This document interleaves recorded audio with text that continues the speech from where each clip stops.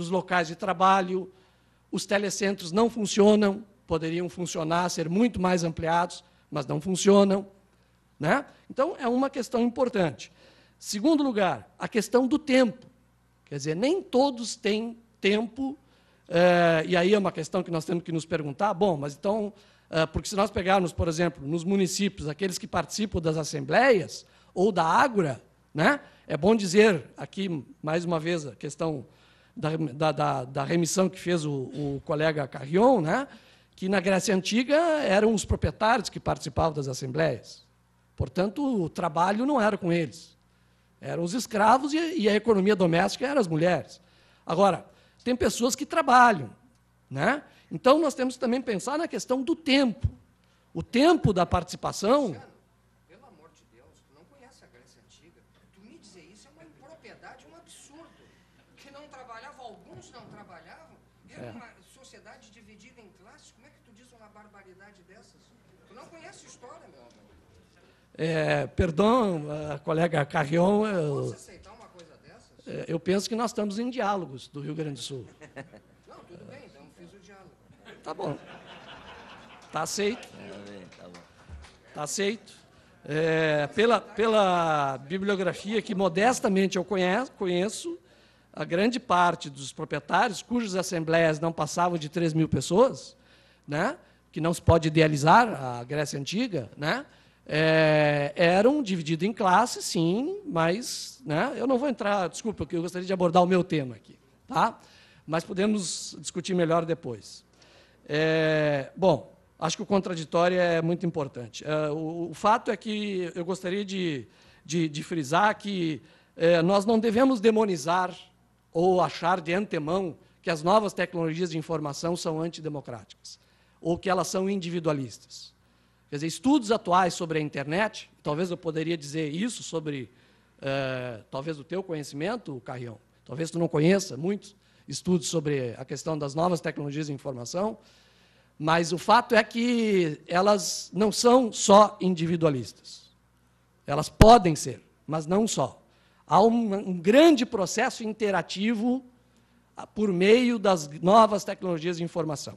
Veja-se os blogs, veja-se todos os sites, veja-se os acessos de milhares e milhões de pessoas que dialogam pela internet, né?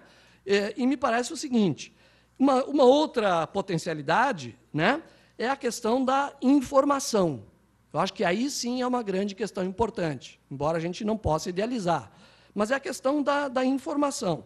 Quer dizer, acho que essas novas tecnologias de informação, como está dito, elas podem prestar um grande serviço, né, no que diz respeito ao controle social, à transparência, aquilo que se fala já há bastante tempo em accountability, né, na rendição de contas. Quer dizer, por incrível que pareça, nós fazemos 20 anos aqui do AP de Porto Alegre e não temos um sistema acessível, essa é outra questão, né, porque exige capacitação, mas acessível, de prestação de contas plenamente transparente por meio da internet.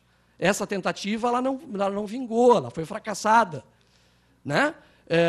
E o próprio Conselho do Orçamento, do Orçamento Participativo, tampouco tem essa consciência em criar um instrumento, uma ferramenta, que seria muito importante, até poderia ter consultores, assessores, de ONGs, etc., que fizesse esse acompanhamento orçamentário pela internet, desde que, obviamente, o governo se propusesse a estabelecer esse tipo de transparência.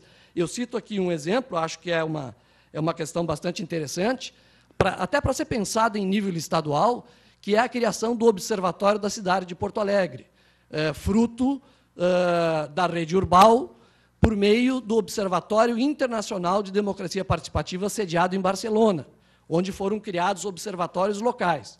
E aqui está criado, já há 3 ou 4 anos, a URGS participou dessa criação, faz parte do seu conselho gestor, e nós temos um observatório onde todas as informações das regiões e dos bairros das cidades estão georreferenciadas, ou seja, estão localizadas no espaço, que é uma tecnologia de extrema importância para o gerenciamento da gestão socioestatal e para a gestão social em geral.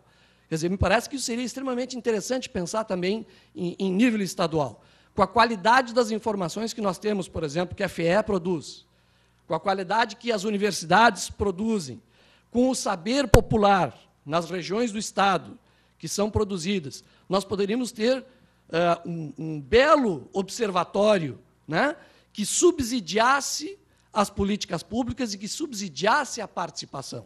Já vou dizer aqui, alguns críticos dizem, bom, querem substituir a decisão popular pela decisão tecnocrática. Não tem nada a ver. É uma questão de subsídio para qualificar a decisão popular e para qualificar as políticas públicas. Ou seja, já se sabe que é muito difícil reunir só as informações do próprio governo.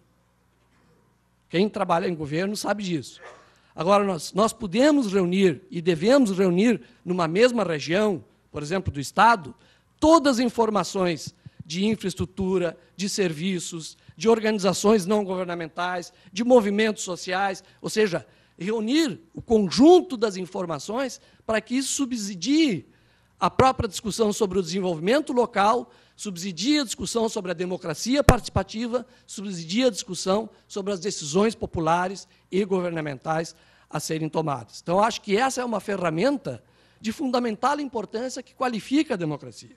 Agora, entrando aqui, já estou terminando, nos possíveis riscos que há sobre essa questão, sobre a utilização dessa ferramenta. Um deles é a questão do déficit do debate democrático. Aí eu teria uma certa concordância, porque se nós pensamos, né, que a ideia é, numa esfera pública de cogestão, proporcionar o máximo possível à ideia da democracia deliberativa, que não é a democracia direta.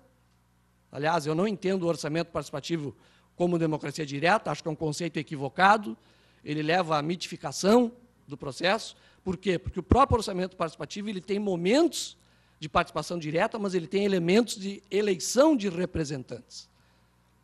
Portanto, ele contém em si as duas formas e não pode ser lido na sua totalidade como expressão da democracia direta, e sim como expressão da democracia participativa. Na medida do possível, deve ser o mais direto possível. Mas, se pensarmos uma lógica da democracia deliberativa, que hoje é uma das principais correntes das teorias democráticas, cujo mínimo comum entre os diversos autores é o seguinte: o uso público da razão com troca de opiniões dos atores sociais. Ou seja, com alternância de opiniões. Não é simplesmente votar e levantar o crachá. É o uso público da razão, ou seja, deliberação, nas línguas anglo-saxônicas, não quer dizer só decisão, quer dizer principalmente argumento e decisão. Então, o uso público dos argumentos de por que tal ou tal critério é menos justo ou mais justo, tal ou tal decisão é mais justa ou menos justa, isso é fundamental para criarmos não só a qualidade da democracia, né, e não cairmos no fetiche da democracia direta, que é levantar crachá. A gente sabe que há muitos problemas sobre essa questão de simplesmente levantar crachá, né? Se nós quisermos avançar nesse sentido, realmente os espaços públicos, as assembleias, podem ser um instrumento talvez mais poderoso, mas não se deve descartar que esse debate também possa ser feito por meio da internet, desde que condições sejam propiciadas para isso, em certos setores e em certos momentos. Ou seja, decisões com argumentos por meios esses, né? Mas esse é um risco. Segundo, há o risco da exclusão digital, certamente. Concluindo, por favor. Não podemos idealizar esse instrumento. Quer dizer, aliás, um dos argumentos que aqui em Porto Alegre conselheiros, delegados utilizavam para se contrapor à tentativa